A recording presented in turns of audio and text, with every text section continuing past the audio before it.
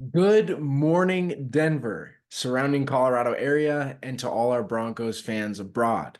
I'm Devin, and you're watching Breakfast with the Broncos on Buffet Sports. Uh, yeah. Okay, good morning, afternoon, and evening. It's the guy you should believe in. Dropping heat like every season. Underdog like Willie Beeman. Classic like Dom singing. Blasting like bombs ringing. Good morning, Broncos country. That was super cringy. I'm sorry. Welcome back. Episode, I think it's 5 now of Walk Talk. That feels right. Episode 5. Anyways, what are we getting into today? Well, we said last episode we were going to talk about Courtland Sutton, so we're certainly going to address that. I also said we were going to address the cap situation, so that should be pretty interesting as well. It kind of supports what we were talking about last episode. How much room do we have? What kind of targets can we target? And how can Courtland Sutton either help with that or, I guess, deter that, depending on what his contract looks like. So let's hop back to the desk. Let's talk about it. We're doing an actual morning episode of Breakfast with the Broncos. It's about 6:30 a.m. I'm sure you can hear them. The birds are singing. It's about 60. Nice spring day. Sun's out. We've been filming this show, even though it's supposed to be a morning show at night. So we're going to hopefully rectify that going forward. But let's get into it. What's up, turds? It's episode 5. Episode 5. Let's get straight into it. So Courtland Sutton is allegedly on the trade block. I don't know how much validity there is to it, but let's talk about the situation itself. He's 28. He's got $3 million left that are guaranteed on his deal. I think the deal is total 16 million, but he's got 3 million guaranteed left. He's been in kind of a holdout. I don't really know if I give any validity to that. The Paytons said they've had conversations with Courtland. They seem to be in good standing. He hasn't showed up to the optional workouts, which is kind of understandable. He wants to get a new contract. I don't know if it's necessarily an extension rather than just more guaranteed money for this year and next year. Like I said, he's 28, so he's got about 2 more good years about before he probably starts to taper off, which arguably he hasn't really had a great year, like a fantastic year in a while. This year was good. 59 receptions in 16 games with 772 yards and 10 touchdowns. Tied for 4th in touchdowns in the NFL, but was 44th in receiving yards and tied for 57th in receptions. So it's kind of hard to justify paying that much more for a red zone target. That's not to say he's not worth more than 3 million. I think he certainly is worth more than 3 million, but how much more? I don't think it's that much more. Obviously, you want to keep your number one option for a rookie quarterback that will play at some point this year and is going to be your guy going forward. I don't think the holdout situation has much weight with that in terms of the connection that you want to build with that guy. But he's not going to be around for a super long time anyway. So I don't think it's the end of the world if he's not there. And if he's not there at the beginning of the year because he's still holding out, or if we do trade him, it doesn't make a difference to Bo Nix because he never had him.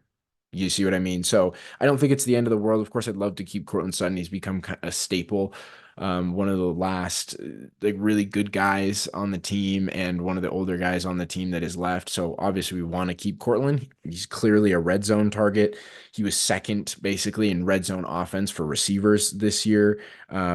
This year for receivers, he had 17 targets, caught 12 of those balls, and 8 of his 10 touchdowns came in the red zone. So clearly a red zone threat. But what will he be? What can he be with a Bo Nix, with a Jared Stidham if he starts, or a Zach Wilson if he plays a couple games? I'm sure we'll see all of them at some point during the year. So how much of a help is he really going to be? He's had this quarterback carousel, which leads me to what are the potential trade targets? And there's really just one. It's the Steelers. He was vocal in how much he liked Russ, so it would be a reunion there. I mentioned that there's been some sort of rumors. They seem to have died off about Najee Harris to the Broncos. Is that, we probably have to throw in some sort of pick compensation, I'd imagine. Um, because while Najee Harris was mediocre at best this year, it's still a younger guy than Courtland Sutton, with more potential.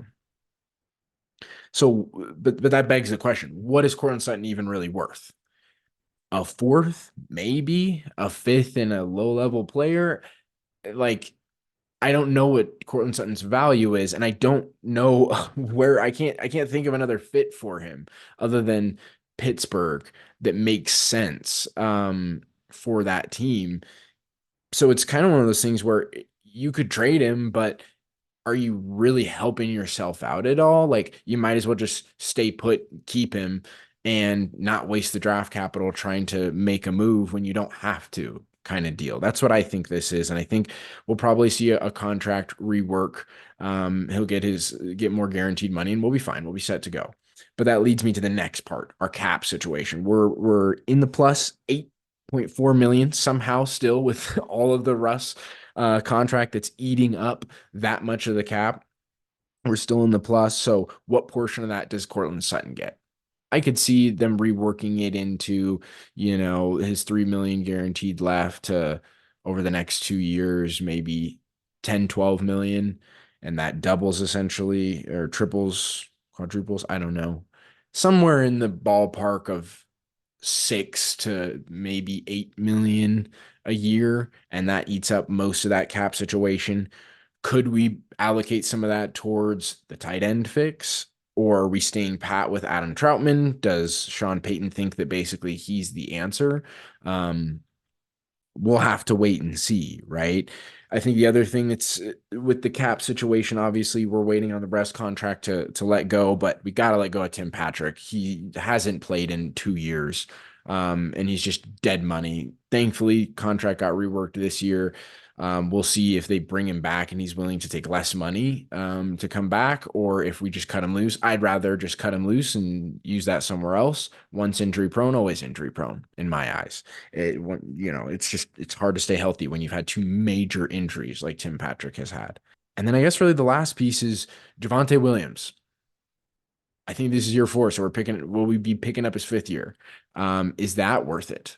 We got, Estime, there's Samaje Perine on the roster, a couple other guys that probably won't really see the field. Well, Jaleel as well. I would rather take Jaleel. He had a better year than Javonte. Again, once injury prone, always injury prone in my eyes. So I don't know what the contract even looks like for a Javonte Williams. And if it's really worth picking up the 5th year when you can just allocate another 5th round, 3rd round, whatever, to a running back.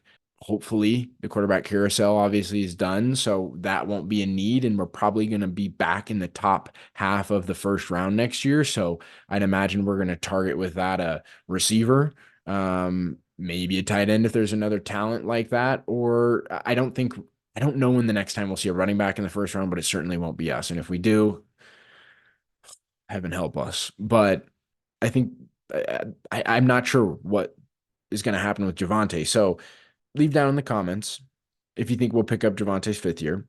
And if you feel so bold, give us a Courtland Sutton trade. Yeah, the Steelers are the only place I can really see him going.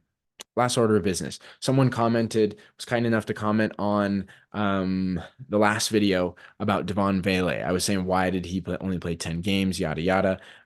He went on a mission. I guess was the answer that you know what?